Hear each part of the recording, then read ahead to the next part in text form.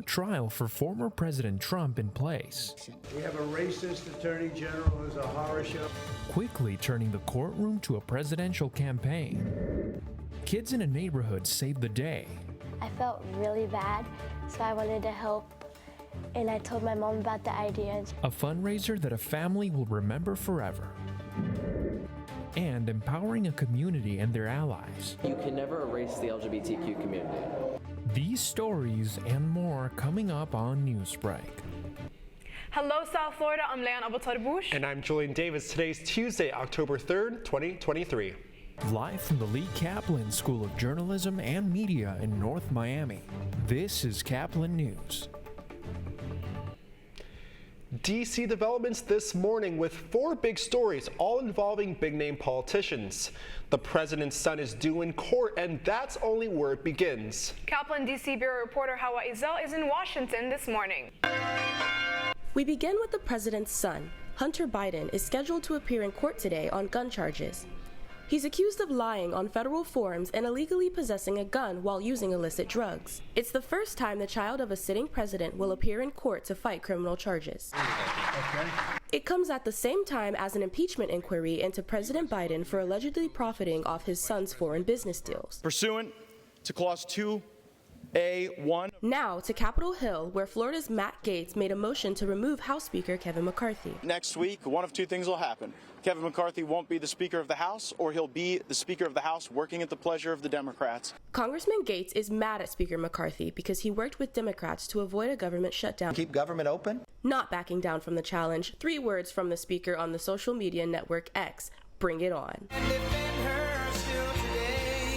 Trump's presidential campaign has survived a Supreme Court challenge. Justices announced yesterday that they will not take up a case that argues the former president aided an insurrection on January 6th and should therefore not be able to run for office under the 14th Amendment. The High Court is shutting down that argument without comment or a recorded vote. Why do you want to be here in person today?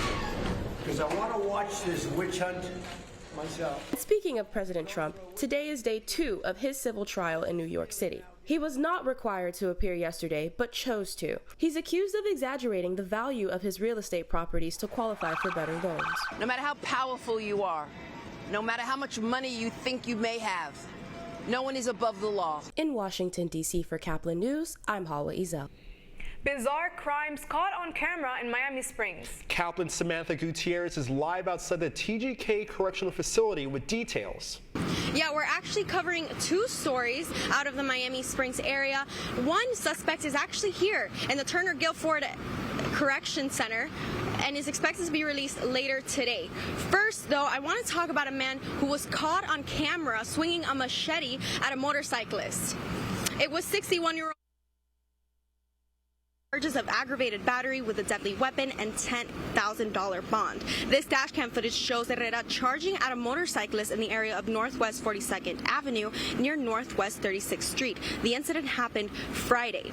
Here at TGK Correction Center, Elizar Révalo is being released later today. He was arrested over coffee and was given a $5,000 bond. He's a 64-year-old who was charged with felony battery after smacking the coffee out of a McDonald's worker's hands in a drive-thru over a dispute over his charge. The incident happened August 25th, and he was taken into custody Monday by the Springs police. We're not sure when he's going to be released, but when he is, he's going to step out here, and then we'll know what he has to say. Kids from one Orlando neighborhood help raise money selling lemonade for a perfect cause. Stevie, the golden retriever, was injured mid-September when she was involved in a traffic accident outside her owner's house. She had a punctured lung and fractured ribs, leaving her owner with a very expensive surgery bill. But a few kids from the neighborhood had a plan. I felt really bad, so I wanted to help. And I told my mom about the idea, and she thought it was a good idea. But mostly, like, some people just stopped and gave money just to help the cause if it was Stevie. Jules and Riley raised $403 for Stevie, who is now recovering with her owner Marisol. Much needed medicine and help from her new friends in the neighborhood. Creating safe spaces in the Sunshine State, with Governor Ron DeSantis signing a law that bans any transgender treatment for minors in May. The trans community came together at TransCon. Caplin News William Ayer has more on this story. We join many others here at the Scott Galvin Community Center in experiencing what is TransCon. This is the state of Florida's only conference by and for transgender and non-binary people scheduled for 2023. After 3 years, TransCon is back, aiming to provide a safe space for the trans and non-binary community in South Florida. Hosted by the Aqua Foundation for Women, the convention aims to provide many resources to the community. Numerous booths were also active throughout the day, where attendees could find information on resources in the local area. One of the speakers at the event was Dr. Natasha Polupolus, a licensed psychologist and principal consultant at Dr. Tash, which is an advocate for gender and sexual diversity, aiming to establish a safe and inclusive community for LGBTQ+ patients, families, and colleagues. My hope is that legislation starts leading on the experts, so the American Medical Association, the American Psychological Association, who've created guidelines that say that affirming inclusive spaces increase belongingness and reduce mental health disparities among LGBTQ youth. FIU's Pride Student Union also took part in hosting a gender-affirming material drive, where attendees had the ability to pick out free clothes and gender-affirming garments. To provide these resources, however, has gradually become difficult, as earlier this year, Florida Governor Ron DeSantis has gone through signing various anti-LGBTQ+ bills, mainly targeting trans Floridians, such as limiting their access to health care and creating an unsafe environment for them to live in. A law can't break up community. A law can stop care. A law can ban the care. Laws can ban the funding. You can maybe get the names, but you can never erase the LGBTQ community. And right now in these times, you saw in the last few years, the Florida community has gotten so strong.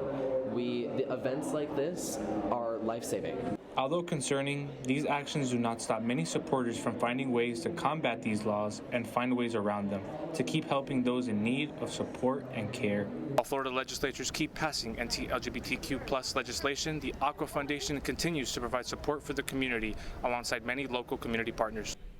That was William Ayer reporting. TransCon was back on September 9th, but October marks the start of LGBTQ History Month. This week, Sam Bankman-Fried is set to stand trial for one of the biggest frauds in U.S. history. Bankman has pled not guilty to 7 counts of fraud and conspiracy. Prosecutors allege Bankman stole billions of dollars in customer funds for personal use, along with alleging he used the money to cover a crypto hedge fund. If convicted, he could spend the rest of his life in prison.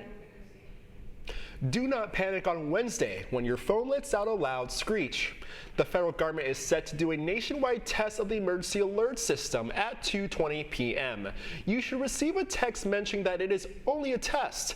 Warnings like Amber Alerts originally come from the state you live in. This will mark the second time the federal government has sent alerts to mobile phones. Miami Heat star Jimmy Butler plays dress up on Media Day. That's still ahead, and so is his story. There are alternatives that we can use in almost all cases, and so it's not like we're going into this with absolutely no options. Fears of a shortage in a major childhood antibiotic. Stick around, Newsbreak will be back in 2 minutes. Severe weather can strike anytime, anywhere, but there's a simple way to stay safe. Hey, Jim Cantore here. I stay safe in dangerous weather by planning ahead. You can stay safe too with a few easy steps. Build an inexpensive kit with supplies for your family's needs. Write down important information like phone numbers and medications. Always talk with your family and remember any pets in your planning. Be ready, be safe. Start your plan today at ready.gov/plan.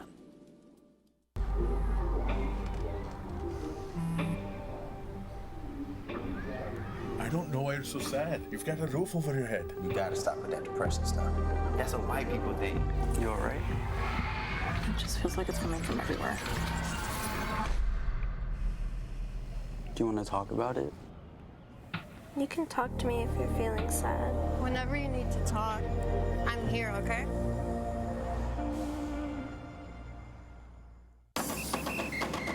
If you're buzzed and doing this,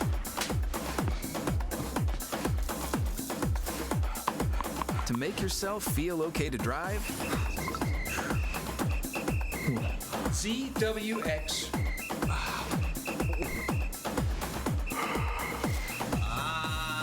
you're not okay to drive. YGKLVW. Regular you.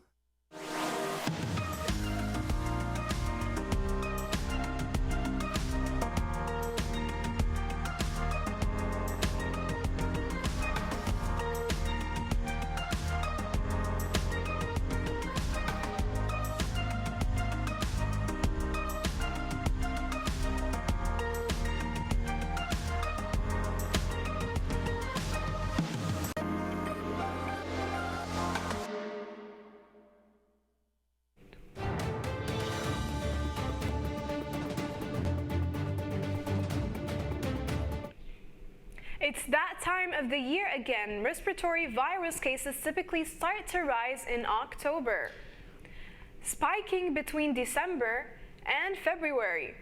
And this season, the U.S. is facing another shortfall in a common antibiotic to help treat bacterial infections that may happen when a child is sick. There are alternatives that we can use in almost all cases, and so it's not like we're going into this with absolutely no options. Amoxicillin powder remains on the U.S. Food and Drug Administration's shortage list. Jimmy Butler decided to go with a new look for Media Day, and let's just say it is only a phase. The 34-year-old Miami Heat small forward debuted an emo look for the media. The look consisted of piercings, painted black fingernails, and the iconic long front hair bangs. On X, the Miami Heat's account posted a video of teammates laughing and joking regarding Butler's new look.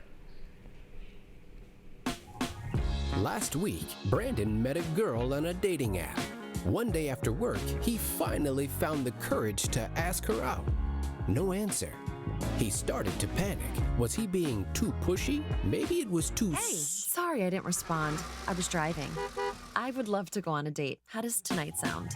Brandon tried to play it cool, but inside he knew. A girl so smart, so responsible. She must be a keeper.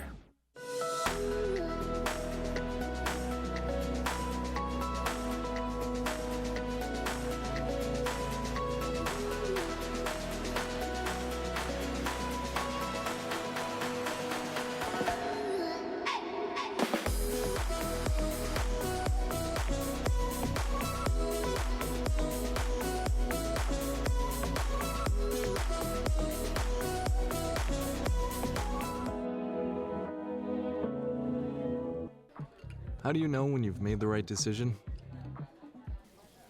It's the feeling you get in your gut.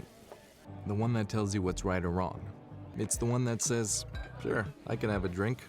Or the feeling that says, okay, I've been drinking. Now what? It's the voice inside you that says, I'm buzzed. Better leave the car when it's time to go. Plan ahead. Catch a sober ride. Buzz driving is drunk driving. Every day, Millions of people are connecting and even though we're overcoming obstacles, watching each other's backs, and banding together. we should still make an effort We should still make an effort to get to know each other. On a deeper level. Father, Cosplayer, Mentor. actor. it's time we take a step forward It's time we take a step forward, come together, and discover how accepting our differences can make us stronger. That is all the time we have for Newsbreak. I'm Julian Davis. I'm Len Abu Tarbush. Get more news anytime at caplinnews.fiu.edu.